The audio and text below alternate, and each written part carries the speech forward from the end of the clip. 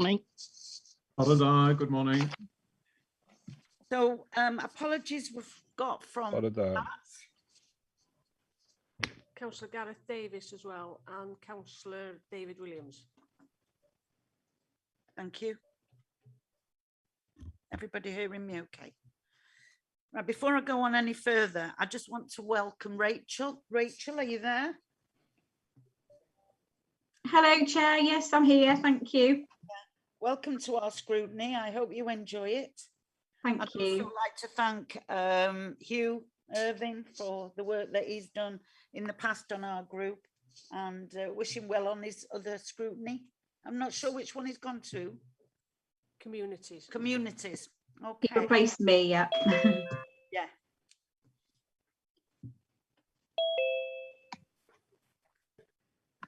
I've got no urgent matters. Any declarations of interest? Chair, I have personal interest for the, where are we? The partneriaeth diogelwch cymunedol. I droi i'r Gymraeg rwan. The community partnership. I've got a personal interest in that. Item number 6, community partnership, service safety partnership as a just JP. Yeah, that's fine. Are you okay, Chair? Yep. Yeah, that's no problem. Thank you. So I'm going to skip the minutes now. And we're going to go to item 5. And we're going to receive a presentation from Tom Barham. Are you there, Tom? Chair, if I could just, sorry to interrupt. Just before we bring Tom in, if I could just obviously introduce the item very, very briefly, and then I'll hand over to Tom to take the presentation.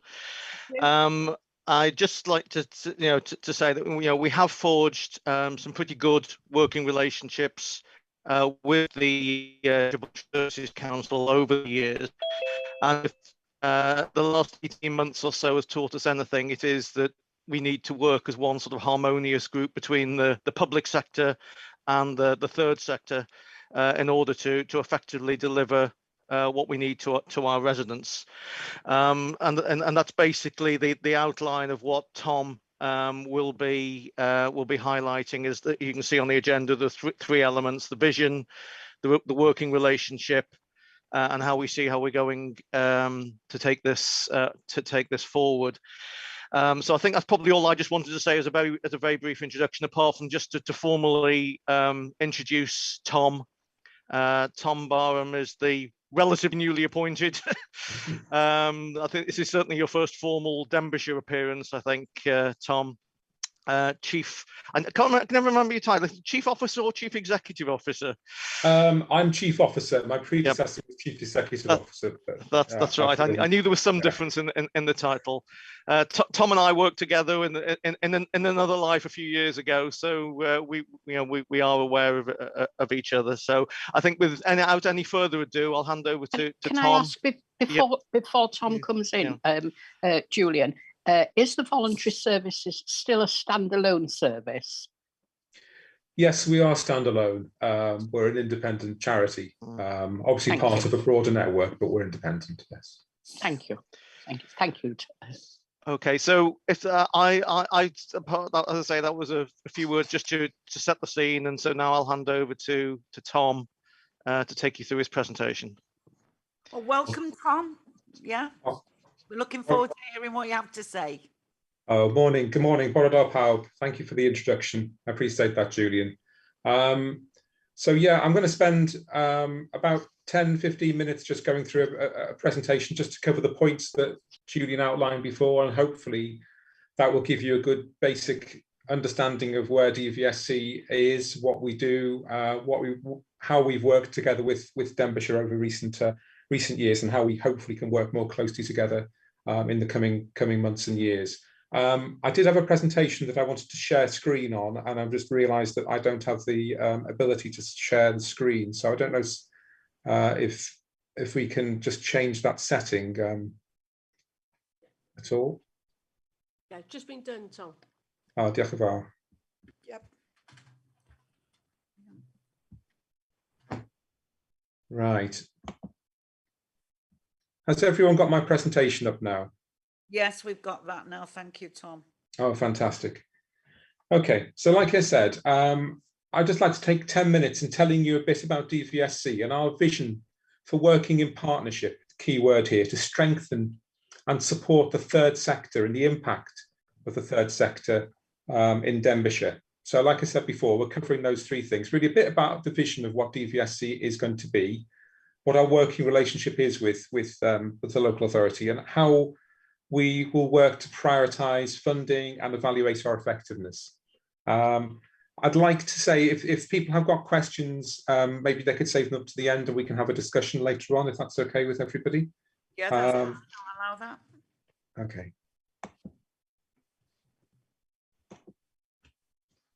So I don't know what you all think of our new colour of Naylor Leyland Centre. It seems to have gone down quite well. I can take absolutely no credit for choosing it. I think it's emblematic of a new era for DVSC. So thank you firstly for giving me the chance to brief you on it. If I want one thing to come across from this presentation, it's that our core purpose is to serve the people and communities of Denbighshire by supporting the third sector to thrive, and that we will invest very strongly in a strong relationship with Denbighshire Council and other key stakeholders like Betsy to achieve this, our common aim. My personal background, as Julian said, I'm relatively new in post here, been in post since May this year. But most of my background has been around developing really strong partnerships across sectors. A good example of that would be developing the Danger Point project when I worked for North Wales Police. Some of you will be aware of Danger Point over in our neighbouring county of Flintshire. So I think if I have one thing to bring to this, it's that I really like to work in partnership and in collaboration. So a little bit about our mission as an organisation. So I think, we're here to support. All these words are really important, the words in red. So to support, to be a catalyst, to amplify and to challenge the third sector. And that's across Denbighshire. Although we're based in Ruthin, it's really important to me that we're representative of communities, really diverse communities across Denbighshire, from Rhyl and Prestatyn to Corwin and Llangollen, Llandegla, everywhere really. And this involves supporting third sector organisations, whatever their size. I think you've all got an idea of what the third sector is, but I think it's a really, really vibrant and diverse sector that covers everything from micro community enterprises based entirely on voluntary action, all the way through to major national charities that operate and deliver services in Denbighshire.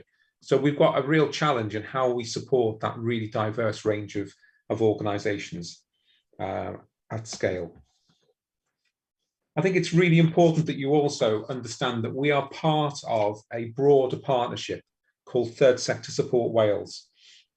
There are 20 partners in Third Sector Support Wales. So obviously there's county voluntary councils in every other county in Wales.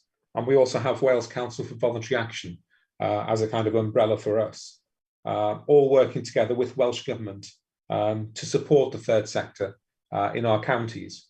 And around 4 main strands. So we get a block grant from Welsh Government to do this work. So we want to support third sector organisations to be better governed, to be able to attract and keep and manage great volunteers, to be able to influence and engage, and that's with yourselves, with the health board, with other key stakeholders, with the public service boards, etc. And to attract sustainable funding. So we have an active work programme on all those key strands of work, which I'll tell you a little about later. So the catalyse word. So we run and build networks among the third sector that can inform good practice. We bring third sector organisations together to deliver, really great services and to spot new opportunities to work together and deliver new services too. A good example of this, we run practitioner networks for volunteering, one of the key strands of Third Sector Support Wales, and for well-being, which is a really important part of our work, and other topics like dementia, where we bring people together to share ideas and build partnerships and spot gaps in provision.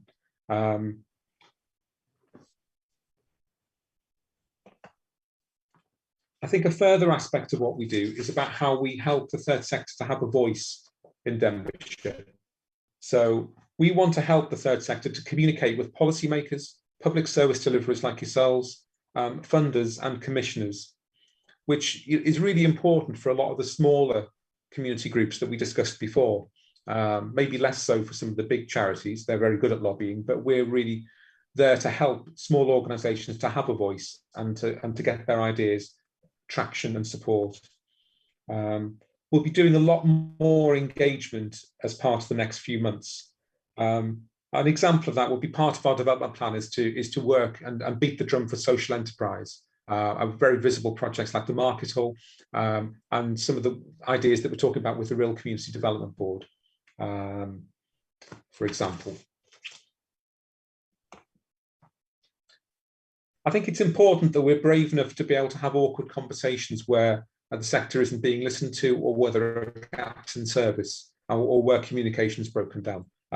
We need to be, as mentioned before, an independent voice to represent groups and communities, especially when they are small and can easily be overlooked.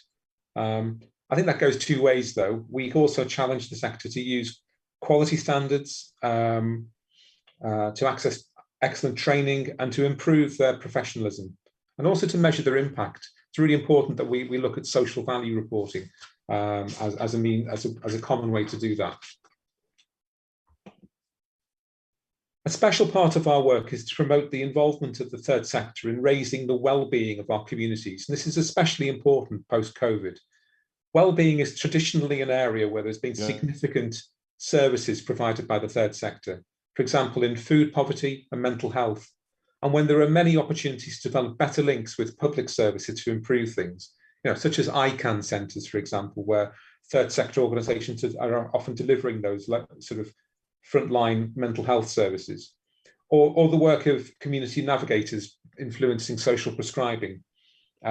We've just excitingly recruited a new wellbeing team into DVSC, which started last week. Two excellent new members of staff who'll be pushing this work area forward with energy and be a spark in the space between the third sector, Denbighshire Council, Betsy, and our citizens. As part of this, we have a highly effective wellbeing network, which meets monthly, and we contribute to the Public Service Board and the wellbeing assessments, and specific projects like Denby Health Steering Group and Ageing Well in Denbighshire. We're also at the end of a project, or towards the end of a project, which is funded by ICF, to build capacity in Denbighshire communities around better support for people living with dementia. So providing grant support, providing help for groups to come together to actually make decisions and take responsibility in their local communities. Another thing we look at is how we can use social enterprise, as I mentioned before. So the Market Hall is a really good example of this, very much with the support of Denbighshire Council. So as you'll probably know, the Ruthin Market Hall is owned by Denbighshire Council, but they've given us a lease with peppercorn rent until 2025, where we've managed to attract foundational economy and circular economy funding to refurbish the building and make it suitable for a modern market and event space. And this is set to complete in October this year. We're in the middle of doing some work on it now. We have a senior officer supporting social enterprises and social entrepreneurs across the county. I suppose our big vision here is to use the market as a signifier to achieve social good around well-being. To help food producers, local food producers, to have a voice, to be able to sell to our communities, and to run a well-being cafe, to run a social supermarket there as well to help with food poverty and food waste. So just to reflect back on some of the work that we did over the last 18 months, I was going to say through COVID. Obviously, we haven't come to the other side of COVID yet, but I think our partnership in the real crisis time was very, very positive. So we had a massive influx of people who wanted to volunteer, and we worked very closely with Denbighshire Council to attract those volunteers in and help to place them with practical tasks for citizens around dog walking, gardening, picking up prescriptions, doing the shopping, being a buddy. And that worked very well. So we actually placed 162 volunteers at Denbighshire Council, significant number, and making a massive impact. And working with third sector organisations like Dial a Ride and Preston Town Council, 4x4 community responders. We waived our membership fees, and we'll continue to waive our membership fees for organisations so that as many community organisations can benefit from our work. And we gave a lot of funding, or transmitted a lot of funding back to the sector.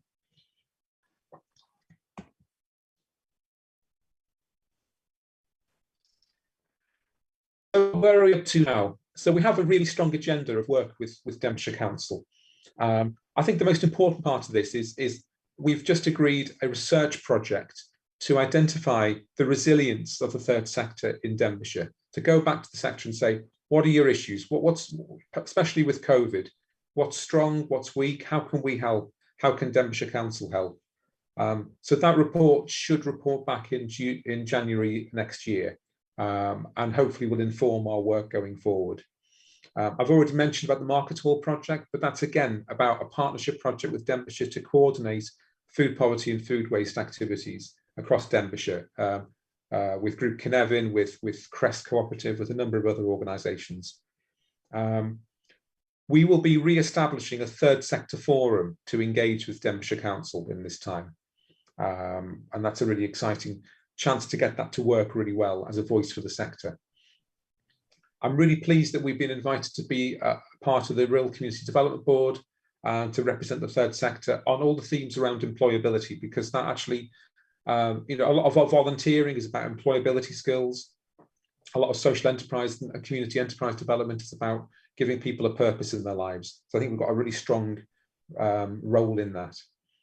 And lots of other practical support, working with contracts commissioning team, working with adult social care managers to see how we can do better work together, and a similar agenda with Betsy as well.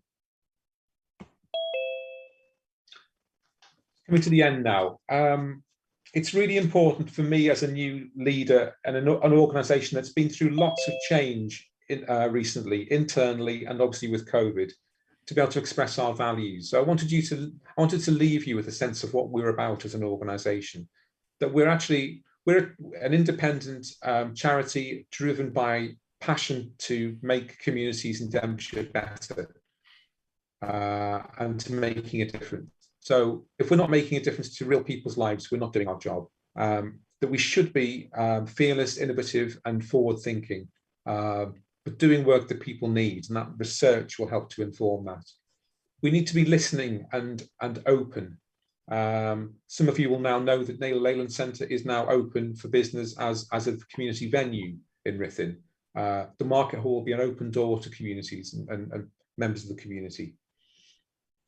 We're committed to partnership, and that we want to promote really great practice among the third sector. So volunteering and voluntary action isn't enough. It has to be really high quality services. And that we're human and approachable. And again, that comes back to my gratitude for you inviting me early on in my role to speak to you today, and the welcome I've had from Denbighshire senior staff has been, you know, one of the best things about this my induction programme. We've got a great team of 10, just recruiting 3 new members to that now. A really vibrant board, some great assets in the community, and I suppose really an overall enthusiasm for doing some really great stuff across voluntary action across Denbighshire. So I'll leave it at that. Any questions? Well, thank you, Tom, for that. I do wish... I had a question. Oh, sorry. Sorry? Sorry, Chair, I had a question. Somebody talking? Rachel, can you just wait for a minute, please? Sorry. Just want to thank Tom for his presentation. And now I'll open it up for questions. And we're going to start with Anne Davis. Thank you, Madam Chair. Over the years, I have worked with the DVSC in Ruthin, And in particular, over the pandemic, I was very impressed with the services it provided to the community. In particular, the befriending telephone calls, you know, some people weren't speaking to anyone all day. I took part in this befriending service, telephoning those requesting a chat with someone. Gardening, I only had to pick up the telephone on DVSC with their gardening for the vulnerable, and in particular the shopping. So I would like to have it noted that I'm thanking the volunteers in particular and the staff for DVSC. Obviously, you're here this morning because maybe not everyone knows all the services you provide. Is there a way that you could get closer to the community so the residents, you know that you're there, wouldn't rely on us to signpost them? Like in the library, we have the talking point facility. Could you join that or something? Just wondering how we can get closer to the community to spread the word. Thank you. Yeah, I think that's a really good point. I think talking points and ICANN and community navigators are really important parts of that. An example would also be where we have just been invited by Prestatyn Business Group to have almost like a surgery type approach within in the town council to be able to talk to people about the services we can offer them. So, like I said, I think COVID's affected a lot of our engagement over the last year and a half or so. I want to get back to talking to people directly in communities. So thank you for that, and thank you for I'll pass the thanks on to the team. I can take absolutely no credit for all the work that was done last year, but they can, and I'll pass that on. Thank you. Okay. Thank you, Anne. Emrys? You had a question, Emrys? Yes, I've just unmuted myself. Diolch yn fawr. Byddai'n troi'r Gymraeg, felly jyst fi baratoi. I'll speak in Welsh. Welcome, Tom, to the team, and congratulations on your appointment as Chief Officer for DVSC. Can I also say the same as what Councillor Ann Davis has said? I had an opportunity to turn to the DVSC to ask for help on behalf of the Ruthin residents with gardening, and within 24 hours arrangements had been put in place to do a bit of gardening for this vulnerable person at the time, and the support has continued in the respect that they've managed to facilitate the fact that the gardening help can continue indirectly through DVSC, but thanks to the initial work of DVSC. And I want to mention one particular officer, Gareth, who helped out with that. If you could send that message on to Gareth, please. Could I ask one question regarding the Market Hall in Ruthin? I know that work is taking place and we're looking forward to see the doors open, but do we have a date or a particular time? I'm sorry, my phone is ringing. I'll ignore it. It's been answered. Is there a date or a specific time in view when the doors will be opening so that societies can take advantage of this facility that has been a great asset to Ruthin in the past? Thank you. Diolch, Emrys. Thank you for that. I don't have a specific date to give you. I don't want to be hung by giving you a specific date, because it's a complicated piece of work we're doing in an old building, and we're trying to do it with a lot of sympathy to the building and with support from Denbishire's property team as well. It will be in October, I believe. We're just putting in the lobby to the building now. Then the market stands need to be put together. We're not far away, and we need to pour a floor as well. We put a suspended floor into the market hall to protect the original flagstones, but it's we're trying to put something in there to make it a little bit more energy efficient. So October, but if groups need to use a building to meet, Naylor Leyland Centre is open for business and has been refurbished over the last 6 months and is looking lovely inside and out. Yeah, thank you, Tom. I am actually going to turn my camera off now because it's already disintegrating. I can see that I've got a low bandwidth here. So thank you very much. Diolch yn fawr iawn. Okay, thank you. Rachel? Thank you, Chair. Sorry about before. My screen froze and I was worried I couldn't get my question in. Hi, Tom. Thank you for your presentation. I almost wanted to get a job with you when you said about the values of DVSC. I was like, that's where I should be. But one of my questions was about how does the DVSC plan to utilise the volunteers on a long-term basis?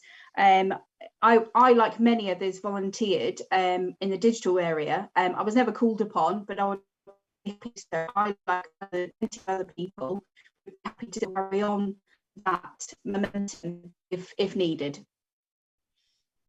Oh, thank you. And I just made the point with the values that they actually came from the team rather than me. I think again, what I'm keen to do is to give everyone a real stake in what they're doing as a new team within DVSC. So good question about volunteers. We're in communication with David Soley at Denbighshire Council at the moment about how we can, I suppose, move people forward from that, because I think a lot of that initial energy that around gardening and shopping and everything else is now people are obviously able to access in a lot of cases their original family networks and networks of friends. So although we're still doing some of that work, and I'll make sure the thanks goes to Gareth as well, because there's nothing he enjoys more than helping people do their gardening, especially with getting away from our allotment is a difficult thing as well.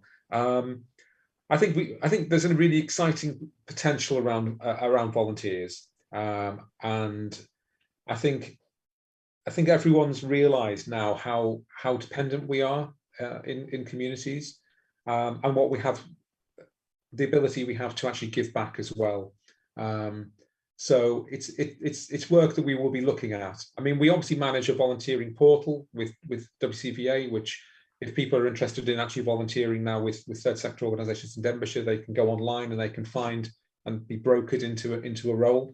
But I want to do more than that. I want us to actually be highlighting the impact of volunteers, and I want us to be recognising the value of volunteering in Denbighshire as well.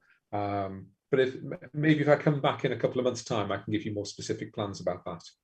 But yeah, it's important to me. Okay, thank you for that. Happy there. Rhys?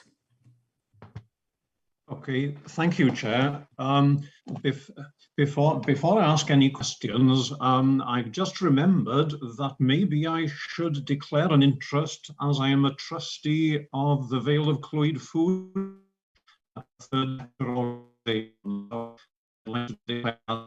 Rhys, your sound is breaking up, so can you just turn your screen off for us? I will. Oh, thank you.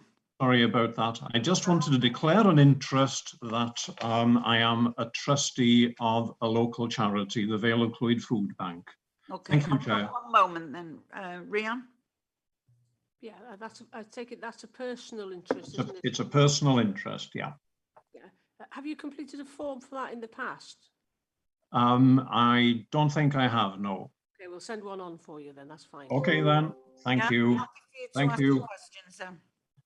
Right, sorry about that, Tom. Good morning. It's good to meet you, Barada. I'm sure that everybody in the room is familiar with Denbighshire County Council's corporate priorities about promoting resilient communities.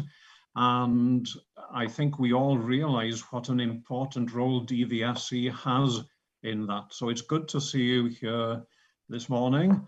And I did have a number of questions, but as you are the recently chosen chief officer, I think you said, then I think I may have a number of questions for you, but maybe that this isn't the best place to ask them. So I shall be in touch, and maybe we can have a discussion about some things that have happened before you came into post. My first question: can you tell me when your your next annual accounts are going to be produced. The only ones I can find are from 2019-20. Those have an interesting phrase in them. It says that it's been a very challenging year. Well, little did we know that the next year was going to be far more challenging for DVSC and everybody else. But will there be an opportunity to see the annual account for that at some point, Tom, please? Absolutely. November this year, we'll be having an AGM. We got slightly out of sync with AGMs because of the hiatus in between myself and my predecessor. Okay. And that's why we held a belated AGM back in, I think it was early June this year.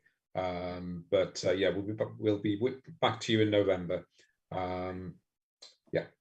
Okay. Thank you very much.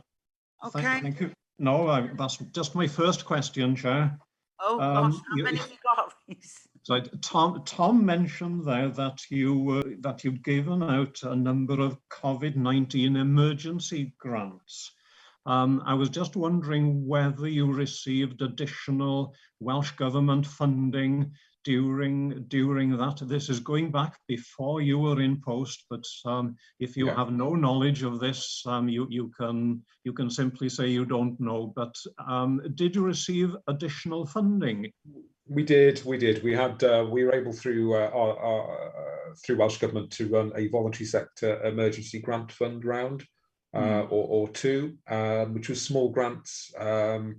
We also had additional comic relief money that obviously wasn't Welsh Government, but was specific to COVID, that was again transmitted through CVCs, and I think that made a big difference. Yeah.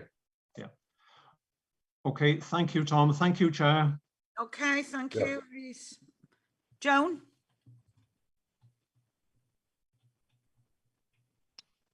Thank you, Madam Chair. And thank you, Tom, for your presentation. And I wish you well in your new role. I do hope it is successful. I do believe in partnerships, and I hope that the partnership with our county council goes well. Now, after saying that, I have a couple of questions to ask, I'm also very pleased to see that you're on the development board. I think that would be a step in the right direction, because I think there's far too much fragmentation goes on, people working in silos. No one knows what the other departments are doing, and I think it is very good practice to be part of, especially the development board in Denbighshire.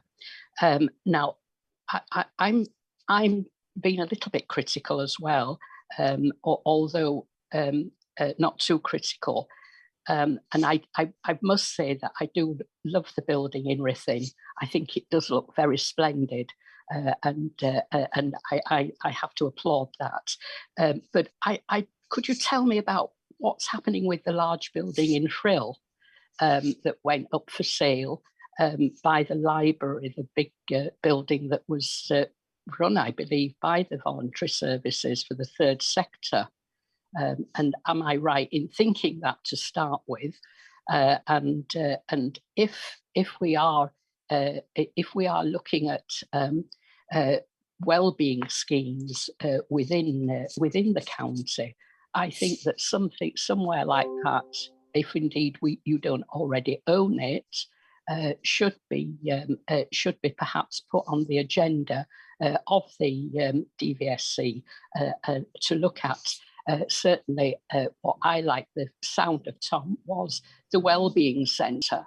And I could see that in an area of need, and I don't see, and I feel awful saying this, but I have to say it because I do know the areas of deprivation.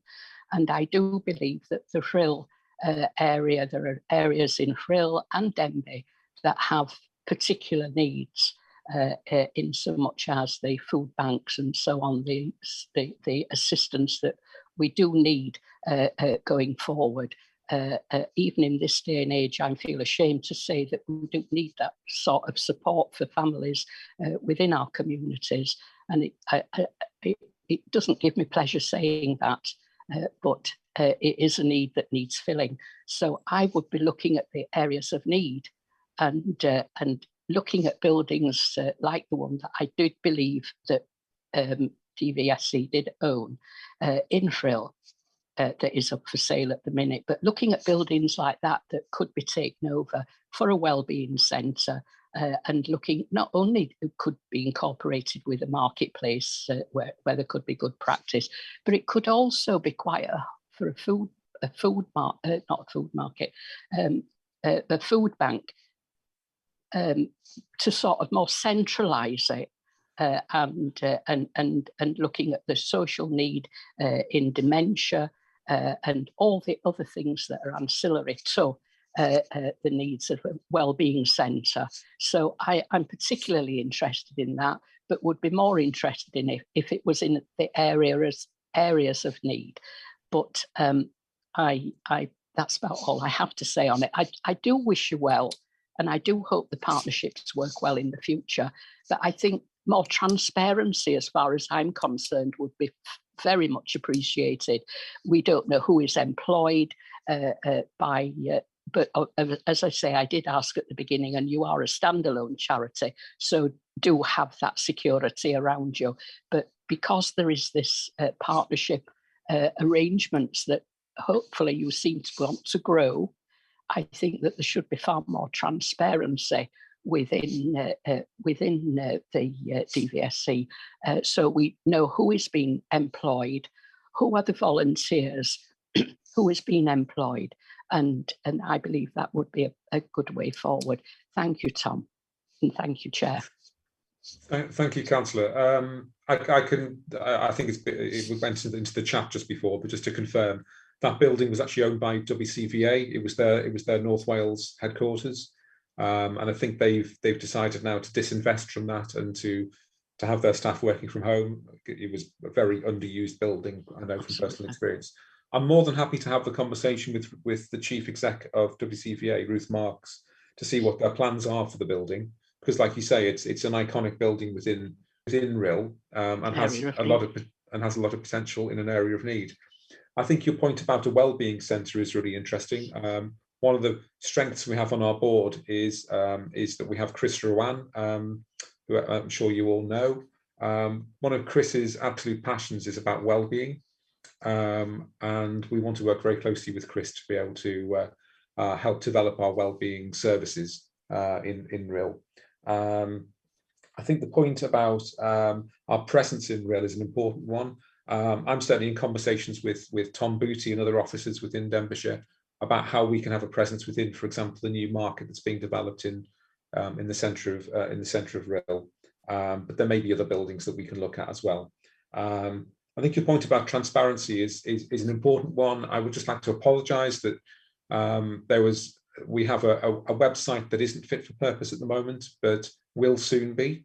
And I think there was a lot of simplifying needs to be done. It's not as easy as it might sound. But hopefully, again, by the end of October, we'll have a website that will show people who works for DVSC, who's on our board, what the roles are, and how they can actually get involved. It's all there at the moment, but you have to fight to get it. So lots to do, but that's just one of the things that will be done soon. Thank you. But may I just ask one other question? Well, make another comment, Chair, if I may. That having a presence in Frill, I think that you also touched on social enterprise, and I think social enterprise has been really neglected in any area of need, and in particular in Denbighshire. Social enterprise is something that we could have taken a hold of and really taken it forward to support and skill and give a confidence to our communities, and that's never happened. And I think that if the DVSC has an intention of dealing with the social issues, social enterprise would be, I would hope that social enterprise is high on your agenda. Thank you. I can confirm that it is. You made some very good points there, Joan. So much so, I'm going to bring Liz Greaves in because she has joined us. Liz, would you like to respond to some of those questions? Borodar Paub, nice to see you. Yeah, Tom and I have already had some discussions about how we might be able to work together in terms of understanding where the third sector is and where the opportunities are for it to grow, and social enterprise is very much a part of that. We have a particular interest from Working Denbishire's perspective, because we think there are some opportunities there to support people to set up social enterprises to support themselves and their neighbours, and Tom's really an important part of that conversation. So he's not been in post for very long, but he's made a big impact in some of our strategic conversations in a short period of time. So watch this space is what I would say. Thank you. Okay, thank you, Liz.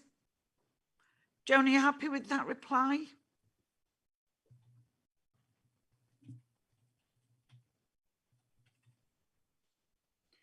Joan, you're on mute still. Sorry, Chair, I was just saying thank you to Liz for popping in there, but also thank you to Tom for giving answers to some of my issues that I have, and I'd much appreciate that and look forward to more transparency in the future, and certainly taking advantage of the information and also the going back 4 years, I think, Chair, we went to Liverpool to look at wonderful examples of social enterprise that were happening in Liverpool. And my goodness, it really shocked me how wonderful they were supporting their communities and skilling a workforce that had no skills whatsoever. And I was most impressed. And I'm sure that rather than reinventing the wheel, there is an awful lot of information out there that would assist both Denbighshire County Council on social enterprise issues, and certainly Tom and his officers. Thank you, Chair. Yeah. Yes, thank you, Jonah. A few of us accompanied you on that visit to Liverpool, and I must say it was very enlightening. Amazing work that was going on there. But that's quite some years ago now, and nothing really materialised here, I'm afraid. I've got Christine and then Merrick, and those being the last speakers. So if Christine, you ask your question, and then Merrick, and then Tom will answer. Thank you. Thank you, Chair. COVID clearly has encouraged a strong community feeling and support, with lots of groups sort of popping up in our sort of local areas.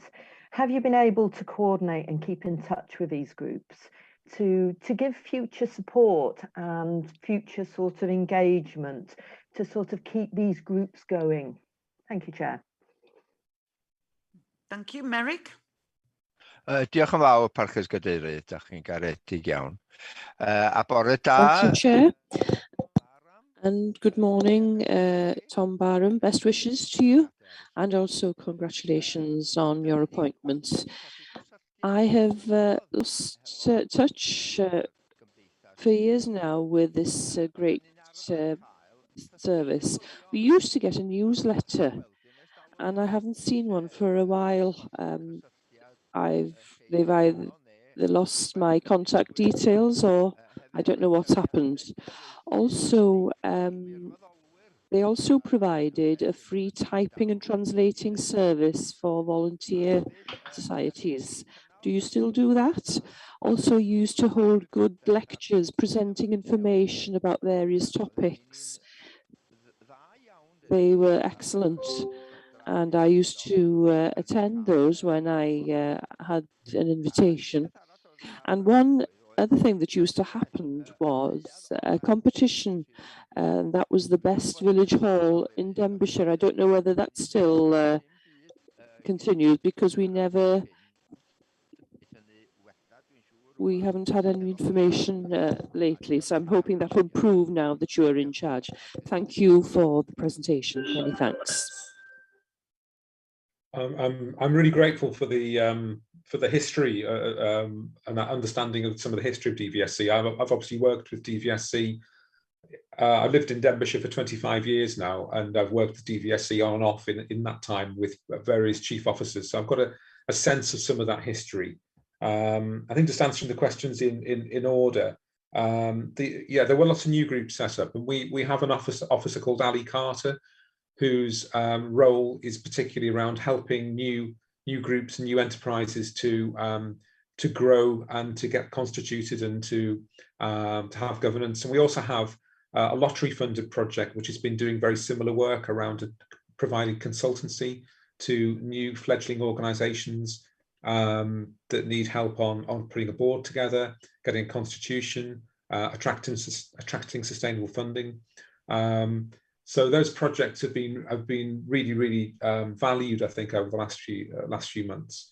So yes, it is happening. But if you know of groups that we're not reaching or we're not speaking to, then please tell me about it. Because we're a team of 10 people, and there's probably 2,000 voluntary organisations in Denbighshire. So we do rely on you to help us to know who's out there and who's great. And we'll work through other people as well. We have a really strong new partnership with South Denbighshire Community Partnership, who are doing lots of really great regeneration work in South Denbighshire. And they've helped us to identify groups, food poverty groups, community transport groups that we can support. The newsletter. I remember the newsletter. I know we have been in the past putting together blogs and other electronic forms of newsletters through the website. That will be revised and rebooted for again later on this year. I've had to focus some of my energies on rebuilding my team, but it's really important for me that we get out there and we start to be able to talk to people about the fantastic work that third sector organisations are doing in Denbighshire.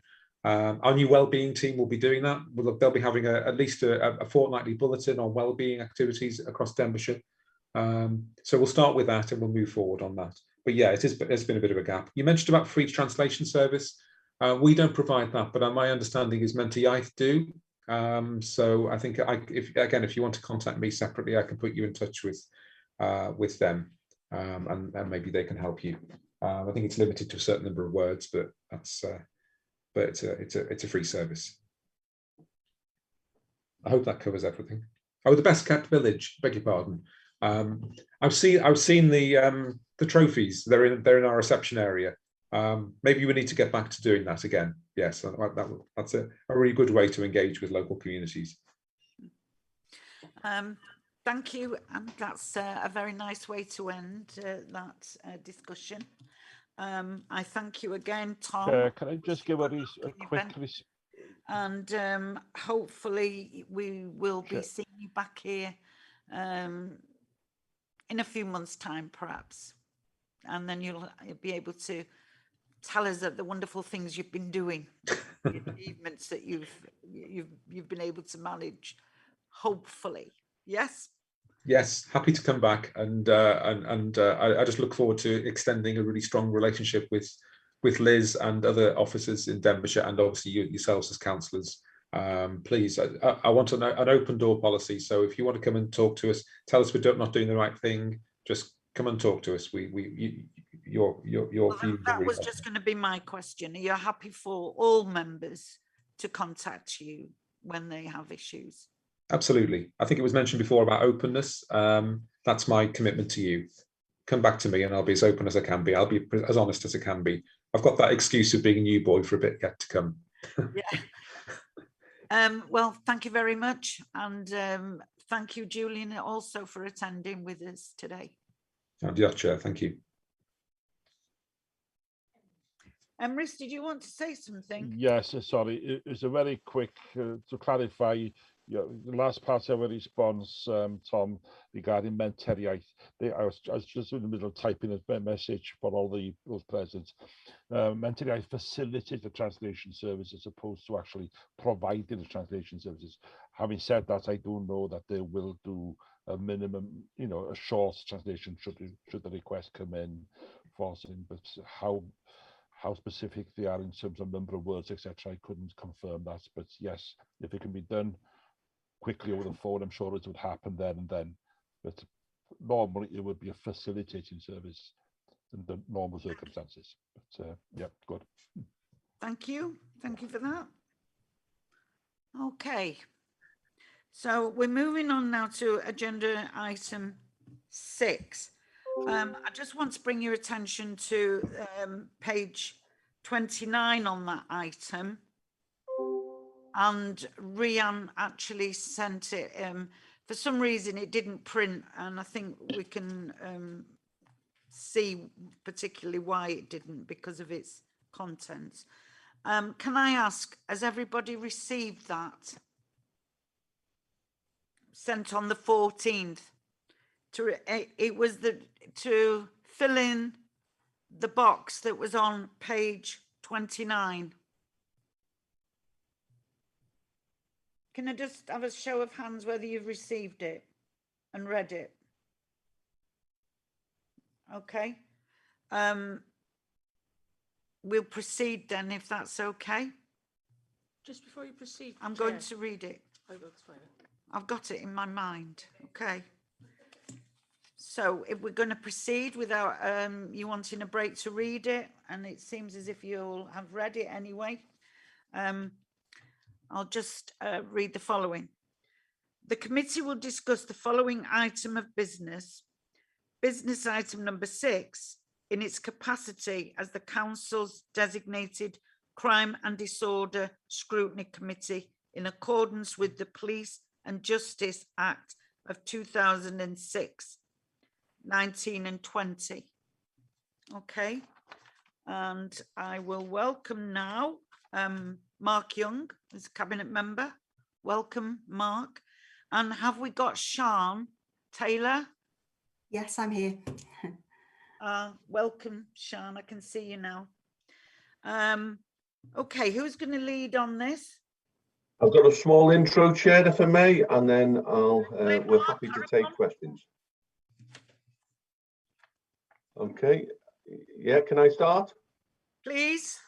Okay, Chair, I'll turn my camera off just in case. Thank you very much. Boradar, Jock, and thank you, Chair and members. I'm going to share a small intro for the Community Safety Annual Update for 2020/2021. Our annual report relates to the work of the Community Safety Partnership and the crime stats for the period April 2020 to March 2021. In the report, you will find a summary of all the key crime data for that year and a summary of our partnership activity in Denbighshire. You will see that despite the pandemic changing the way we had to operate, we still managed to serve our community in Denbighshire by working collectively to anticipate problems, deal with issues and monitor crime trends. We've worked well as a partnership, managing to bring in additional funding for those third sector services under greater pressure as a result of the pandemic. We've also managed community tensions and worked daily with our police colleagues. We monitored 13 key crime areas during the pandemic, and whilst 10 of these did see reductions, 3 of these areas did carry on with increased in the activity in their areas. These 3 areas are as follows: stalking and harassment, domestic crime, antisocial behaviour, and please note the additional information for this, cybercrime. You will also see we've included additional data to explain the highest crime increases for those and other areas seeing increases such as cybercrime. We hope we will show you we've been trying to manage some of these increases by working in partnership and work that is still to be done. We've also managed to get some data from third sector domestic abuse services across Denbighshire so that you can see the recorded crime stats and the figures for those accessing domestic abuse support services, and some which go directly to the services and not via the police. We do hope that you found the information useful in painting a fuller picture in Denbighshire, and despite a year like no other, we believe we've managed to continue with some business as usual, but we've also added in some additional projects to assist in keeping our community in Denbighshire safe. Jokovow and myself and officers are happy to take any questions you have. Right. Thank you, Mark. Sian? Okay, if I could take you through the highlight report that I provided for the meeting. As Councillor Mark said, it was an unprecedented year really, and the figures I would say we should handle with caution. That being that it wasn't a year like any other. The majority of things closed down, people were restricted. So as a result, we saw crime falling. As a partnership, as you know, I've updated you before, but we cover 3 priority areas, and under those are obviously multiple headings. So we have top priority, which is reoffending, so it's working actively to manage offenders. Priority 3, local priorities, which for us primarily are managing antisocial behaviour and repeat cases of antisocial behaviour. Priority 1, we've set our performance status as acceptable. This is because we saw domestic crime and stalking increase over that period of time, and I'll go into those in more detail in a moment. But all of the areas where we've seen increases. We managed to carry on as a partnership, working collectively with the fire service, police, health, in still raising awareness of victim-based crimes. So whilst we had to tailor our work a little bit, not going out in the community, obviously during the pandemic, we were able to get lots of information out, and we used multiple third sector networks to send out information as well. We carried on with providing target hardening equipment for those areas that had suffered from burglaries. Now, we did see burglary go down during the pandemic, which is probably to be fully understood because people were at home, people weren't going anywhere. But there were issues around businesses that were closed. So we were able to, with additional hardening, on with risk meetings, that was seamless, we didn't stop. We obviously sent out many press releases led by our lead member, Councillor Mark, around the White Ribbon Day in November. So we changed the colour of the bridge and the Sky Tower, which was great in raising awareness, and then obviously the press release came along with that as well. And we continue to promote the Live Free Free helpline, which is on everything that we try and access any help that is required around domestic abuse. The project activity, I would say we pitched it as good because we do. Sean, can I suggest you turn off your camera just because you're breaking up and we do want to hear what you have to say? Sorry, yes, we'll do. Yeah, thank you. Okay, I'll stop the video. So we've set that project activity as good. As I said, we've managed to carry on with all of the work that we had embarked on, albeit slightly differently. So using phone calls, those kind of things, rather than face-to-face. As you can see, I've included the change in boards regionally. I've included this information. I know I alluded to it when I last saw you in December, but this is to give you an idea of the boards that have been established regionally to look at crime. And Councillor Mark Young is the chair of the Safer Partnership Board. I've listed all of the officers, albeit we might need to change a few of those officers now. But this just gives you an idea of the regional meetings that are taking place. And in Denbighshire, we hold a quarterly meeting now with those people that attend those meetings, so that we can get a good idea of what's coming out of the meetings and what it means for Denbighshire. Reducing reoffending, we've set the performance as good. Obviously, we've seen reductions in adult and youth offending, but this is not a normal year, and we're not blind to that fact. However, we managed to carry on with our integrated offender management programmes, those looking at more less intrusive crimes, but just managing those issues, looking at domestic crime as well. That's one area that the integrated offender management programme has picked up. We have worked in partnership to identify repeat antisocial behaviours with youth offenders.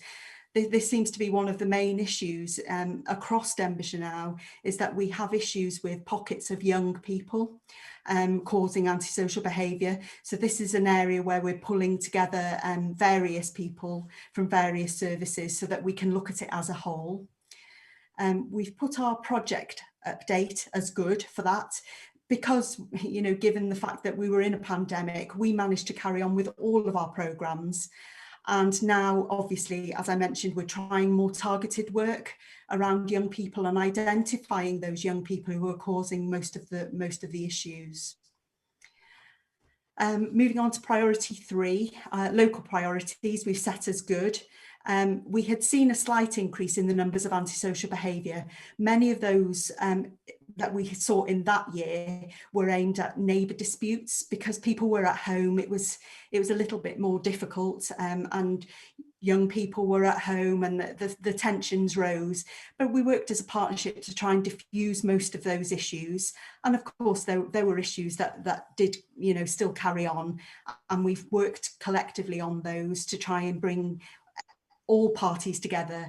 Councillor Joan mentioned before that everybody seemed to be working separately, so we pulled together. So this meant that we had members of the community, voluntary groups that were being affected, and officers from Denbighshire, so that we were able to try and problem solve, which I think has worked out really well. We managed community tensions with our cohesion colleagues, the regional team, and we were managing any incidents of hate crime during that time. You know, tensions are quite high, and we had the Black Lives Matter vigils and things like that as well, which we had to navigate to make sure that everyone was kept safe. Our project activity was good.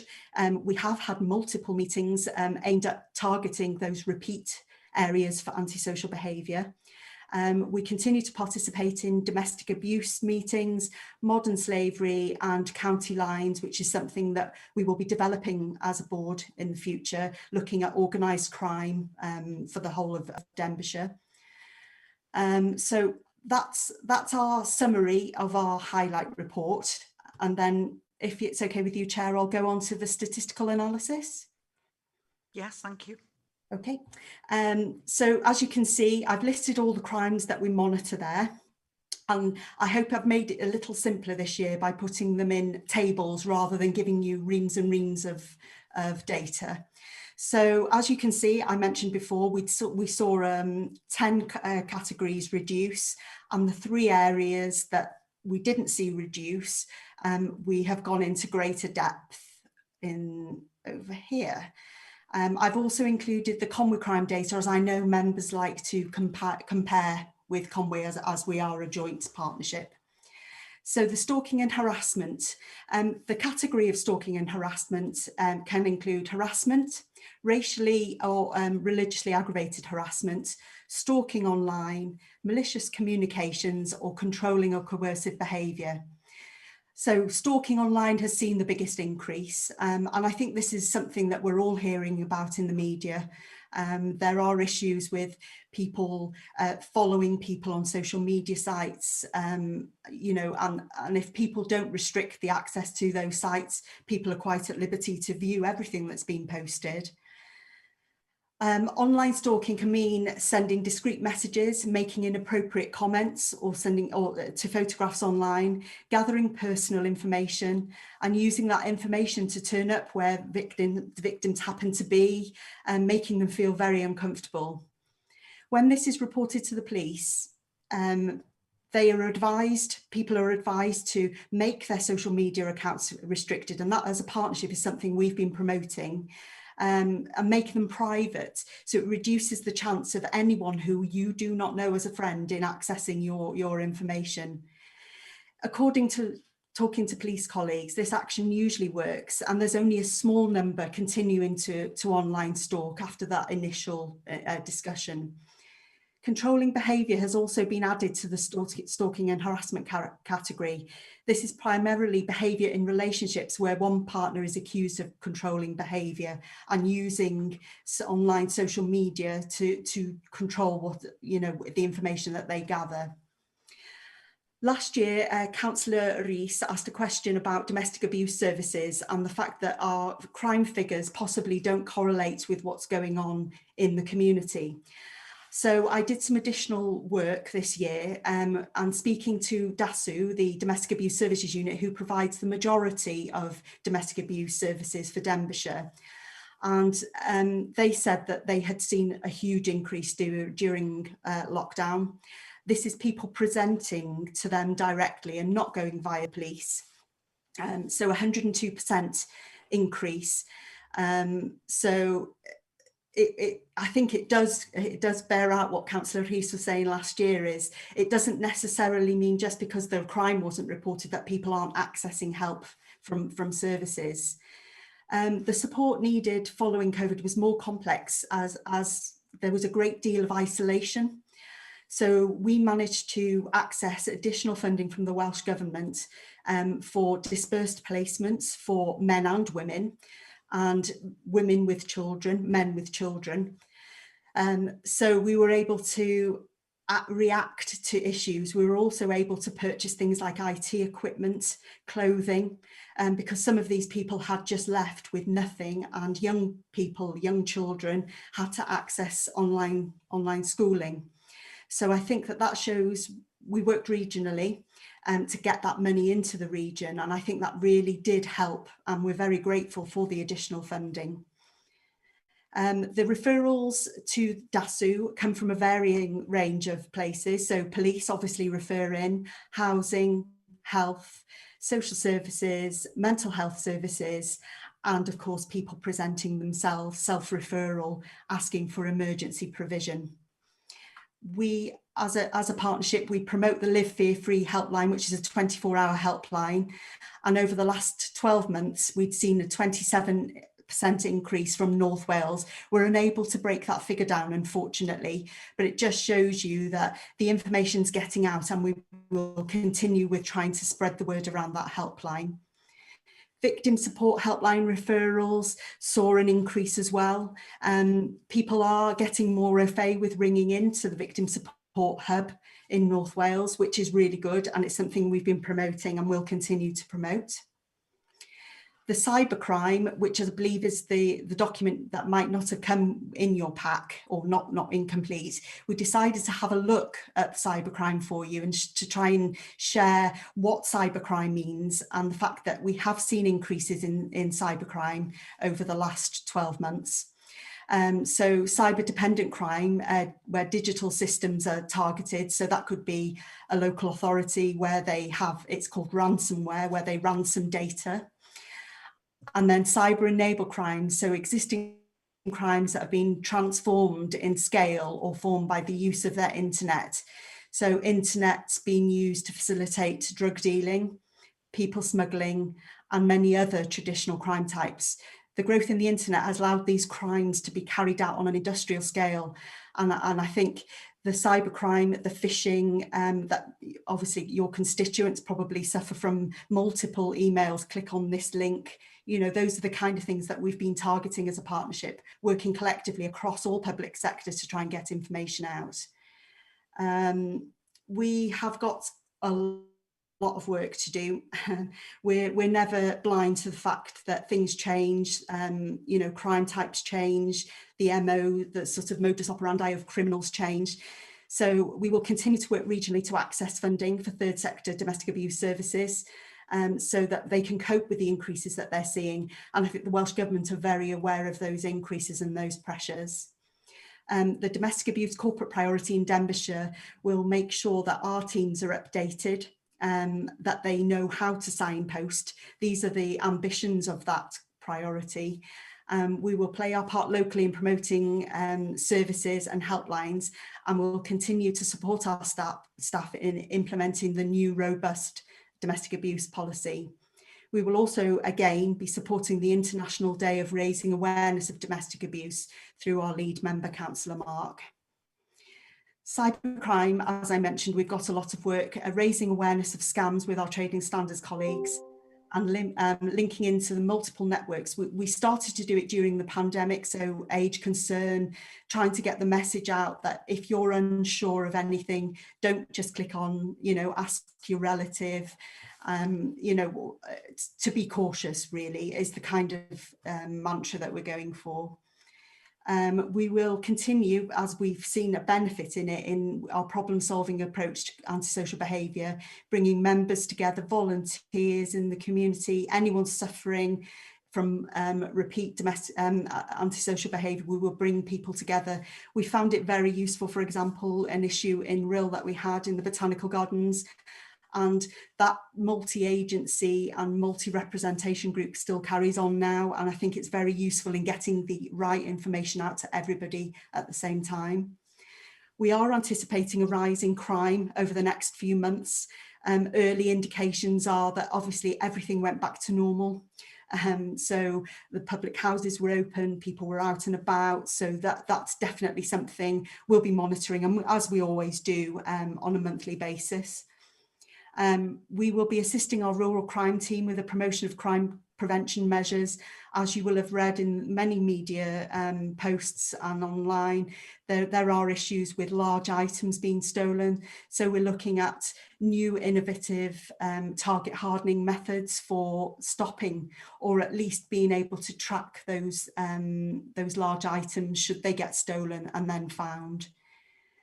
So that's the highlight report. I'm happy to take any questions. All right, thank you, Sean.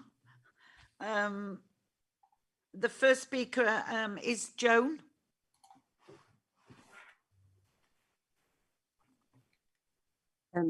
Thank you, Chair. I did want to go first because I am going to have to leave the meeting, so I must apologise after asking my question and hopefully getting some sort of answer. I want to thank you because you've given us such a whistle-stop run through this report that it's absolutely breathtaking, the amount of work that is being undertaken within our county. And if we as a scrutiny committee are now going to be held or given the responsibility of encompassing the police within our scrutiny remit as a partnership scrutiny, then the statistical information that you've given is always good to establish actions.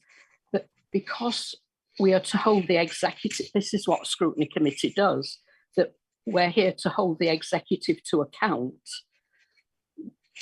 And how we do that is what are we paying for and what we're getting, and are we getting value for money? And if not, why not? And unless we're part of the partnership board, we can't hold anyone to account because we really don't know what's happening. And we're to hold Mark as our cabinet executive member to account. And so it's very difficult just to be parachuted into this sort of information and to be able to evaluate what value we're getting. I mean, there's a plethora of things that you're doing which is really to be applauded, but it does give me concern that we're all sat here and we're going to rubber stamp the report after you've given it, because it was an excellent report of all the stuff that's happening within our county, but I've no idea whether you're doing it good, bad or indifferent. I'm hoping you are, and have seen some changes within good practice within Frill over the policing issues. But I still see policing issues in Frill that are overlooked, antisocial in particular, that are overlooked and always overlooked. And it is continuation of what's happened before. So I'm finding it very difficult today to be holding a scrutiny on policing issues within Denbighshire, not being party to the information as to how and where, and unless we have a member on that committee that would be able to evaluate what is happening, I get very nervous popping it into a committee and the cabinet member that has to be held responsible or to account, not responsible, obviously not, but to account because he is the executive. So, Chair, I'm sorry, I seem to be having a bit of a moan, but I don't intend to have a moan because I do have a confidence that the police are really working very well, but I can't evaluate that by evidence that I see in Frill. So I find myself a little bit in a cleft stick. Thank you, Chair. I really feel that unless we have someone on the partnership, on the safety partnership board, I think that we just have got then to get a report back from the executive that we're supposed to be holding to account. And of course, the police, which give a report on all the work that they're undertaking within the county. And I find it very difficult to exercise my duty as a scrutineer of the service. Thank you, Chair. Okay, thank you, Jen. I'll just bring Rhiannon in there. Just on that point, your duty here on this is to scrutinise the work of the Community Safety Partnership, of which the police is one member. And Councillor Mark Young is the chair of the board that was referred to there across North Wales. Now, with regards to the police, you can, if you want, invite the police to any meeting in future regarding their side of the work, but this is specifically around the work in the Community Safety Partnership. Also, with regards to the police, the council has got a representative on the crime, I can't remember, it's the Police and Crime Commissioners panel. So I think that's Councillor Hugh Irving, I think. So that's another avenue you've got to ask questions of what's going on with regarding to policing in North Wales. But this is not specifically around policing, it's about the work of the Community Safety Partnership. Thank you, Rhiannon. Can I just sort of, do they recognise though that the public space protection orders, do they enforce that, Sian? I wonder if Councillor Mark was. You know well enough the problems we've had within the High Street and other areas in rural of antisocial behaviour, which you've quite clearly shown. A lot of it alcohol fueled, actually, and yet we have public protection orders in force there, and yet we've seen little of it being enforced, i.e. confiscation of alcohol and everything like that. So I just wondered whether that comes under your remit, so to speak. Chair, can I come in with that, please? Is that you, Mark? It is, yes, sorry. Yeah, certainly. Yeah, no, so I can give you an update on the stats on that, because obviously the PSPO is new, and I have been in touch with the local sergeant, who's Mark Jones, a very helpful chap, and the summary he gave me is them powers within that have been used over 50 times since it's been renewed. Several people have been to court or are due to go to court, and the powers within that are being used to get them into court. So it is being used, and the sergeant is happy to come to this scrutiny if invited, or he's happy to meet locally. So, and I'm happy to attend either to help. So the powers are being used, but I think we can be better with our communications on that moving forward. I think it's a complex area, and that's not an excuse, that's just a statement of what drink can be taken and can't. I think it's got to be an open drinking vessel, I think that the law actually says, but over 50 times is a high number. We could delve into the detail in a further meeting, and I'm happy to organise that if needed, Chair. Thank you very much, Chair. I thank you for that, Mark. And yes, I think Sian, we've dealt with Sian on many occasions on this very issue. So I think, yes, a separate meeting would be a benefit to us. So we will arrange that with you, Mark. And And just Chair, just briefly, and this was organised before this meeting. Officers have asked for a meeting with me regarding the problem you just touched on, the drinking, public drinking in Rill, and we'll feed back after that also. So yeah, thanks for that, Chair. Right, thank you, Mark. Thank you. Thank you, Chair. Excuse me, Chair. Point of order, please, Chair. Yes, point of order. I hate to be the one to drag us screaming and kicking back to what we're meant to be doing today, but the document I've read, and if you turn to 3.1, it says that we are here today to consider and comment on the content of the and we haven't yet started doing that. We're a scrutiny committee. We're meant to be looking at the performance and statistical update. So is it possible to come back to these other matters in other fora? I don't think this is the forum to discuss the things we've discussed up till now.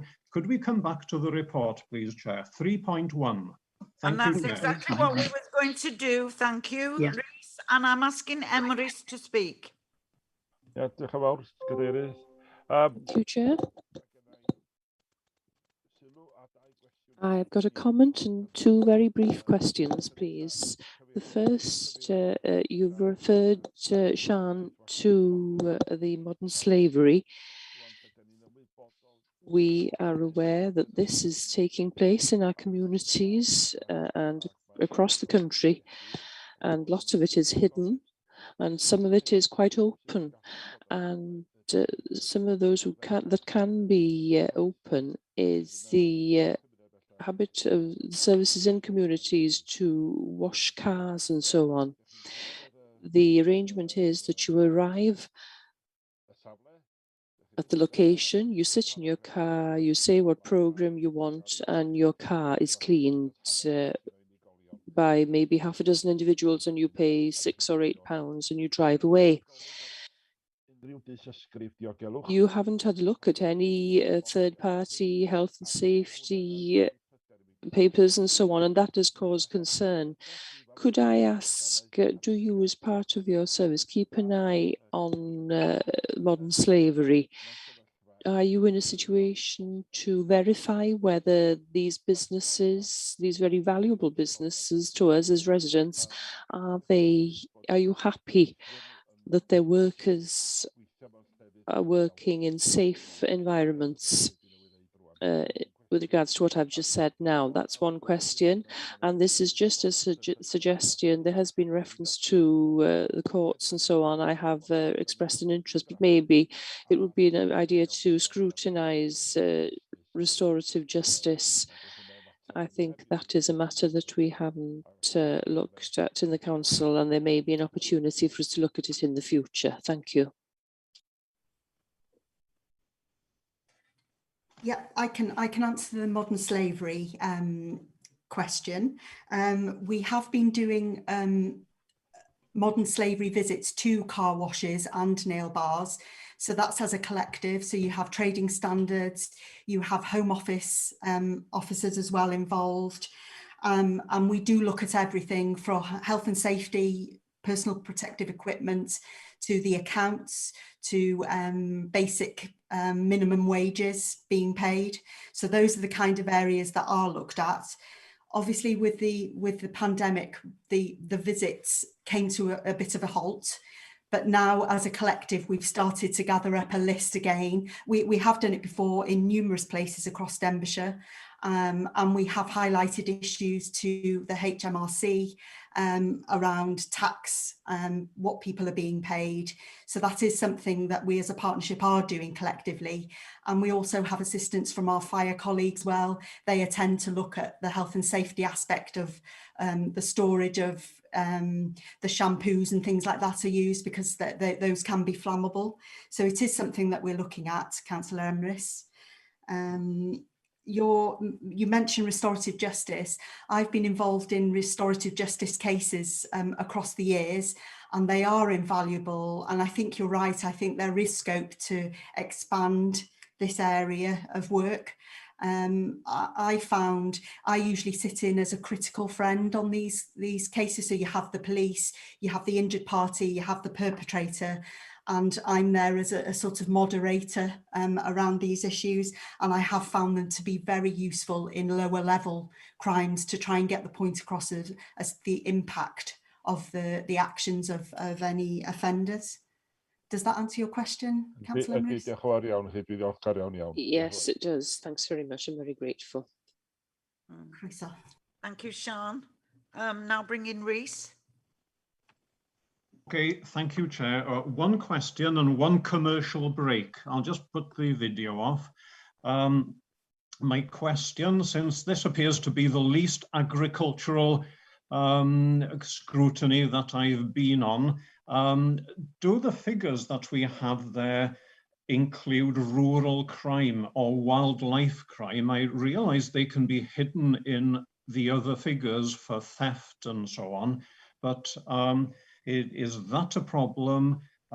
Should that be recorded separately in some way? I know that Councillor Young and I are very concerned about certain instances of wildlife crime, and are they included in that? The commercial break is that we have heard, if we look at the report, the increases in domestic abuse, stalking and harassment.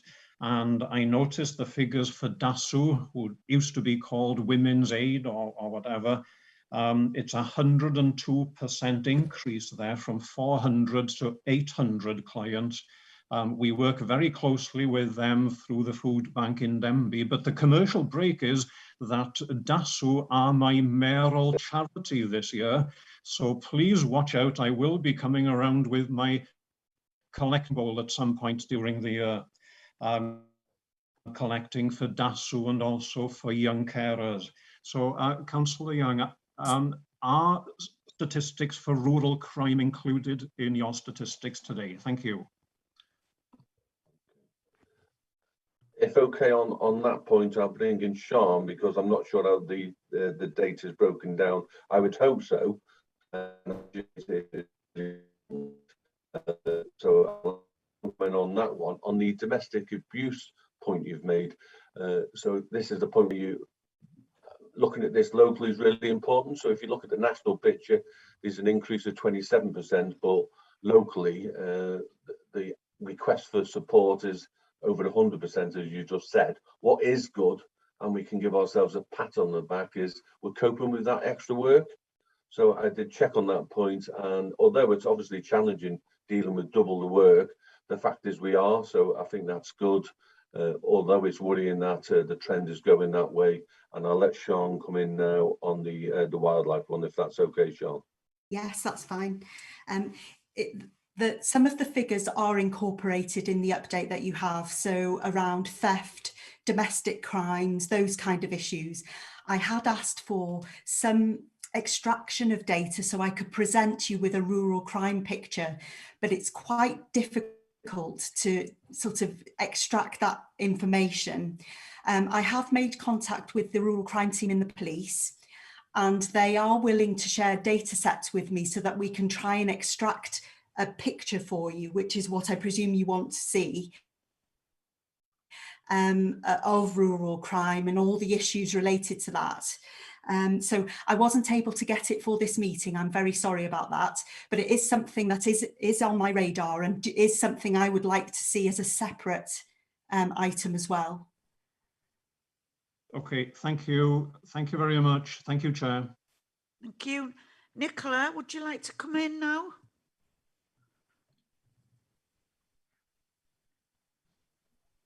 Is Nicola there? Which Nicola, Chair? You've got Nicola Stubbins and Nicola Neal on the call. Oh, sorry, I didn't see Nicola. Nicola Stubbins. It's you, Nicola. That was okay, Chair. I did raise my hand earlier, but I put it down because Councillor Mark Young actually provided the information I was going to say. Deal. Okay. Thank you. Merrick?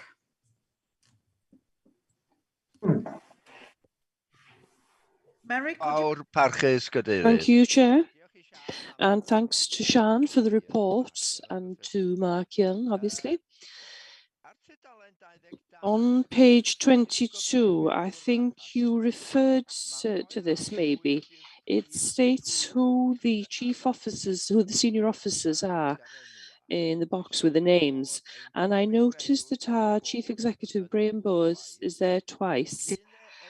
Will there be a new name appearing in that part now that he has been promoted? Another question. I have difficulty getting information about accidents where the police are inquiring into the situation. The reason I want to know is so that we can improve the roads. Accidents happen locally in my ward all the time during the weekends, but when I make inquiries to the officers, the information doesn't come from them. I'm not sure whether that's correct, but maybe you know more. And if I could just turn to page 29.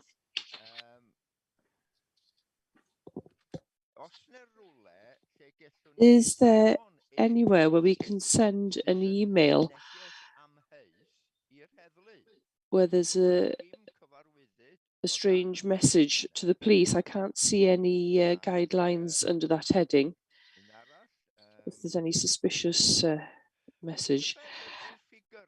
And I wonder whether the figures, you may have to look back further than 2 years, but do the figures generally increase? Have they generally increased since we've left Europe? It appears as if that is the situation, listening to the news, that there is more theft and bad behaviour and so on. And my final question, do you report back on the effect of the CCTV cameras in Rill and how much help they are to the police? Do you report on that, or do we have to have a separate committee for that? Thank you. Okay, if I take the first question around the chief officer, I think Nicola Stubbins has just put something in the chat box. She will be attending the Safer North Wales partnership for the time being. I'm not sure of any other decisions that have been made as yet, but Nicola will be attending temporarily. And I think there's the contest board as well, which is the counter-terrorism board. We're unsure yet as to who will be attending that, but I will update the box for you as soon as I know exactly what's going on. I don't have any information on accidents. That's not something we as a community safety partnership monitor. I think it's a road safety partnership, but I can try and find out some information for you and a contact person if that would be of assistance. Okay. Reporting things to the police online is, there's a police online system using 101. And they do welcome reports so that they are able to keep a track, and it will go to the cybercrime unit. So that is the area where we channel everybody through to the 101 or going online and reporting via 101 online. Europe, we haven't seen, when I compare the data from 2019 to where we are now, we often see fluctuations in our crime statistics, but there's nothing major of note. So we monitor trends, and obviously we're going to see a huge trend in possibly violence and disorder because things have gone back to normal, but we should see a levelling off, and then we're using the baseline data of 2019 to compare to. So we haven't seen any huge increases as yet as a result of Europe directly. I think, oh, and CCTV, I believe there's a CCTV board, a separate CCTV board in Denbighshire that monitors CCTV. So perhaps they're the ones that need, you need to discuss the CCTV provision with. Diolch yn fawr iawn. Croeso. Thank you, Sean. I've got to say, personally, I've never been able to get through on a 101 line, ever. And just to point out, as we're on page 23, the county lines will be coming to a council briefing on the 8th of November. Yep. Okay, so just wanted to remind members of that because that should be a really good briefing. Okay, Christine. Thank you, Chair. Two questions. With regard to online, you talk about online bullying and harassment. What about online sort of financial sort of implications where people are sort of cheated out of money? Does that come under your remit, and where are they in the figures?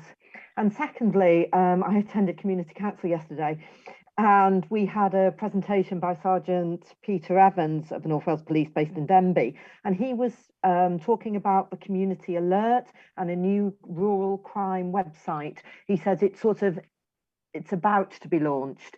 Is that something that Denbighshire will help promote and sort of encourage people to engage with?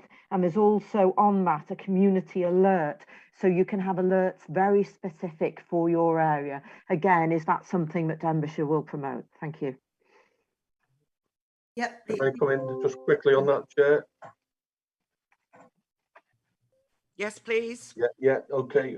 Thank you, Christine. So I also met Sergeant Peter Evans recently, who brought up the new scheme you just mentioned. So it's work in progress, but I'll be keen to promote it, and I know officers are when it's up and running fully. So yes, good point. Thank you. Okay. Do you want me to answer the online fraud element? Yeah. It is something that needs to be reported to the police, or if it was benefit fraud, the benefit service. So that they're very much, we as a partnership don't get involved in that. What we're about is sharing information and making people aware of scams and getting information out. And as you mentioned, the community alert system, that is something that we will be utilising to get information out to people to beware. So it is something as a partnership we're going to be promoting in the future once it's fully live. Oh, thank you, Sian. Now I've got Merrick and Gwyneth who wish to ask a question, but can I ask you to make it as quickly as possible so we don't go over time? Thank you. So we'll have Merrick. It's all right, Chair. I've had my questions. Thank you.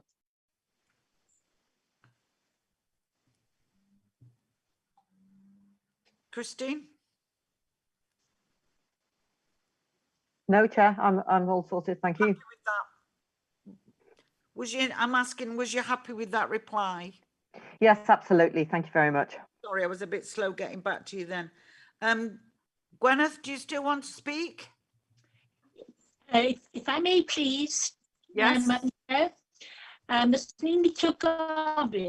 I'd like to ask regarding mental health. I understand that many people who have mental health problems, the number has increased, and that's one question. And the second question, do the police get some kind of training with regards to issues such as autism and how to deal with people and young people with autism? Thank you. Thank you, Gwyneth.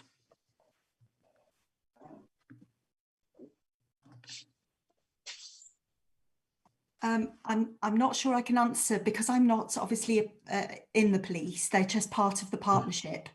So I can't answer your question about autism training and that. The mental health side of things, obviously the mental health issues impact on crime and disorder issues, but it's not the kind of information that we gather as a partnership. Unfortunately, I mean, police colleagues will say that the issues that they attend, there are many people suffering from mental health issues, but I don't actually have data or full information for you, Councillor Gwyneth. Sorry about that. Okay, Chair, I'm going to bring Nicola back now, and this will be the last word. Thank you. Yeah, diolch, Chair. No, just to say, obviously there was a suggestion earlier that you may want to invite North Wales Police to attend a future meeting. to address some of the earlier discussion points. It might be that Councillor Gwyneth's questions are ones that could be added to that. So it might be that as a scrutiny committee, you actually have a debate and discussion as to what that meeting might entail and the areas that you might like to cover in that. And then obviously that information would be put forward to North Wales Police so that they prepared and brought the information based on the areas members were interested in. Diolch. Yes, thank you, Nicola. That's a good idea. Happy with that, Gwyneth? Diolch. Yes, very happy, Jeanette. Thank you. Yes. Nice to see you, Gwyneth. And you. Okay, so let's go now to the recommendation on page 13. That Partnership Scrutiny Committee considers and comments on the contents of the attached performers and statistical update for 2021. Are we all in agreement with that? Will you raise your hands? Lovely, thank you. Now, would anybody like to nip off and get a cup of tea for a break, or would you like us to carry on? Just before you go on, Chair, with regards to the issues you raised there about inviting the police to future meetings, can I suggest that for the real specific issue that Councillor Young referred to, that would be go to a real MAG, I would have thought. It's a local issue for real. Yep. Public Space Protection Order. Happy with that. What I can do with the others that Councillor Gwyneth Kinsler has raised, I think she's just left the meeting.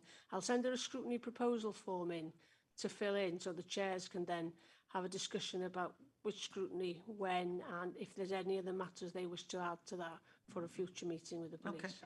Mark, which do you think it should go? Would you prefer a police scrutiny, or would you prefer a combined, or to go to MAGs?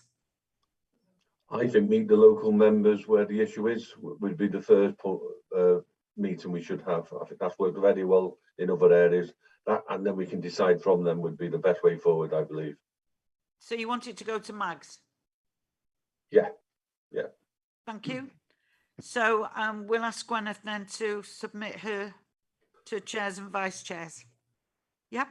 And Chair, just very quickly on the county lines coming to full council, I'll make sure they touch on the modern slavery aspect as Councillor Emrys touched on. Thank you, Joe.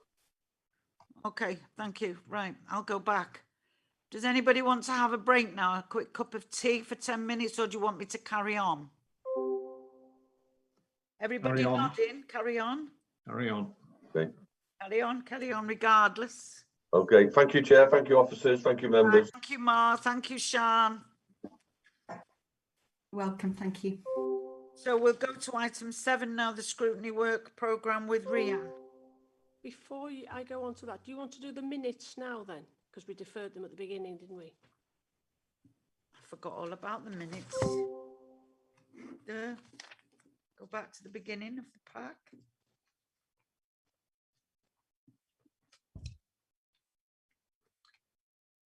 Okay, for accuracy on page 7, page 8, page 9, page 10, page 11, and page 12.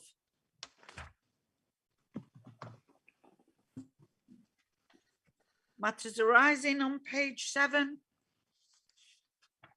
and 8 and 9 and 10 and 11 and 12. And can I thank the minute taker for excellent minutes as always, but really pleased with them. Everybody in agreement? Raise their hands. Proposer, is that you, Reese? Yes. Proposing? Yes, I propose. Seconding, Emrys? Can't hear you, but just nod. Give us a nod. Yeah. Everybody else, thumbs up. Yay. Okay. Over to you then, Rian. Okay, thank you very much. This is your usual forward work programme report. can find it on my pack here. Hang on. Yeah, on page 37. Now you will see the first item on there without a date to it. This is the Health Board plans for services in Denbighshire, which includes the North Denbighshire Community Hospital. I have been trying to get a date from the Health Board, but no luck at the moment. And I want to thank Nicola because she's agreed to try and push this forward today with the Health Board, so I can get you a date as soon as possible on that one. Your next meeting is on the 4th of November, and you've got 4 quite large items for discussion at that meeting. One of them includes the North Wales Economic Ambition Board performance report for Q2, which will invite representatives to attend for that one. I've recently received the Q1 report, and as you'll be aware, the Q1 and Q3 reports which you'll have will be for information purposes. Now, I will send that out to you shortly, but that's purely for information and background ready for the item in November. Now, you mentioned this morning you might like to have DVSC back at some point. Have you got an idea of when? So I can put them in. I think we need to let him get his feet properly under the table. So I think, what do the rest of the group? I think 6 months myself. 6 months, okay. So everybody happy with 6 months? Or would you like to see them back sooner? Thumbs up. 6 months, that's fine. 6 months. 6 months. Good. Can I come in here as well on the 3rd of November and say, to make Reese really, really happy today, I'm going to have a pre-meeting, Reese. Hooray! So, what should we do now? Should we have it at 9 o'clock on the actual day, on the 4th? Do you think 45 minutes will be enough? Or should we have it on the 3rd, separate meeting? On the 3rd of November, probably in the morning. Can I just come in on that, Chair? Just for members to be aware.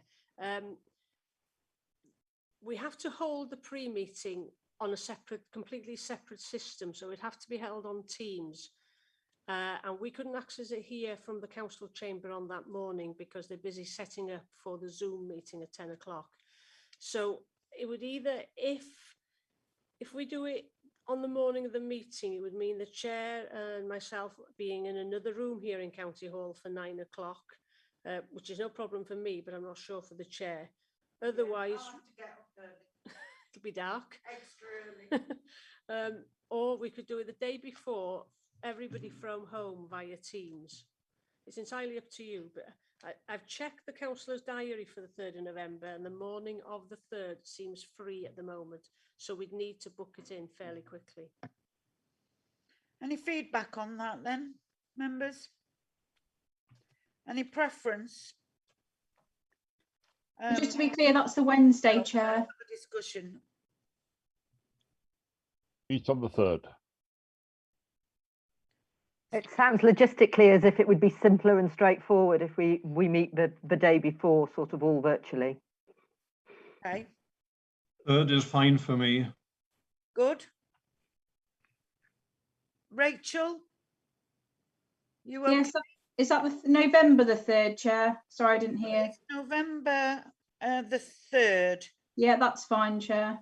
And should we say what time? 10 o'clock? Everybody happy with 10 o'clock? Well, what we'll do, an invitation will come to you now as a reminder, and it'll go on the calendar as a Zoom meeting or Teams meeting. Teams. Okay. That will be better for me, so thank you very much. And I know now that Aris is going to be very happy. He's in my head. Right, right, carry on. The Scrutiny Chairs and Vice Chairs group met last Thursday. They considered a number of requests for items to come to scrutiny, and one of them has come your way, and it's to do with the North Wales Regional Partnership Board and their annual report. So that's been scheduled on for your meeting on the 16th of December. And I think that would be a useful report for you to consider, and it will show how health and social care across North Wales are working together and for the benefit of Denbighshire as well. If you have any items you want to bring to scrutiny, please fill in that proposal form at Appendix 2. The Scrutiny Chairs and Vice Chairs group are meeting next on the 25th of November. So if you they can consider any requests then. And in Appendix 3, you've got the Cabinet Forward Work Programme, and in Appendix 4, the latest on your recent recommendations. Don't think of anything else. Oh, thank you. Thank you, Brian. Any comments on that? Anybody? No? Okay.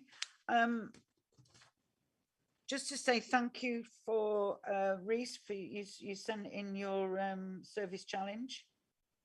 Yep. And so did Mervyn. Any comments on them?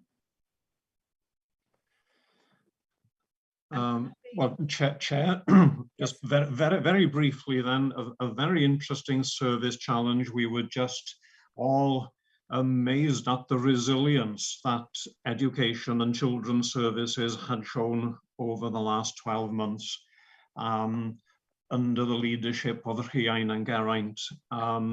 So there weren't many key action points, but it was a very interesting meeting.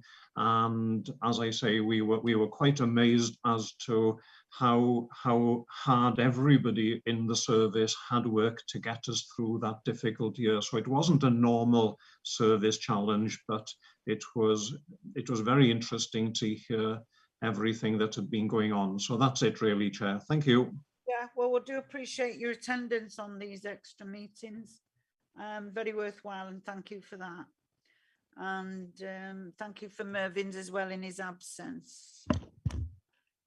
Okay. Nothing more to say other than... Chair, can I come in, please? Oh, sorry, Christine. It's just with regard to the Children's Residential Assessment Unit, the sort of the project board that me and Nicola are part of. The last update was to inform members that the contractor had gone into liquidation, putting the project on hold. The development has gone back out to tender, which closed in mid-August, and discussions are ongoing with Welsh Government with regards to funding and financial liabilities. So there is a meeting planned next Tuesday, so hopefully there will be a further update on exactly where the project is. And Betsy Cadwallader, Stakeholders Reference Group, haven't met since we last met. Again, they're meeting on Monday. Thank you, Chair. Thanks, Christine. I did read about that, which is unfortunate, shall we say, really, isn't it? It's a very unfortunate thing. Heartbreaking, yeah. I was just thinking, I don't know whether it's possible, but I just wondered after the meeting, because it's quite a while since we meet now. I just wondered whether you could email just the members of Scrutiny, just a brief summary of your meeting next Tuesday. Okay, yeah, no problem at all. Oh, I would appreciate that. That's in order, isn't it, Rhian? Yeah. Thank you, Christine. Thanks. No problem. Thank you. And have you seen my message? Thank you very much for attendance today. Yeah, Chair, have you seen my message? No. No, we've had a number of technical problems this morning relating mainly to connection issues. Can we make a record of this on the minutes and have them reported to IT, please? Because we have missed parts of people's contributions. I'm sorry, I can record it in the minutes and certainly let IT know, but There hasn't been any problems here in County Hall, which makes me think possibly that the connections are out on the on your connections from where you're joining from. Yeah, well, I'm having a message that my signal is unstable, but I noticed Melvin Miles had a similar problem as well. And I'm just, even if they can just give us advice as, you know, what we can do on our end, it would be useful, wouldn't it? Yeah. Oh, sorry, Emrys, so you're saying that people who wanted to join us couldn't? No, they've been not hearing everything. Ah, right. But it's not. I think the problem is out on the broadband connections from where they're joining from, most probably, and not here, because there's been no problem. I personally can't wait to get you all under one roof, to be honest with you, so I can make you fat with biscuits and silly chit chat. Lovely. I'm game. When are we coming? I know. I hope so. Christine, I've still got all those mince pies from last year. All right. Bye, everybody. Thanks.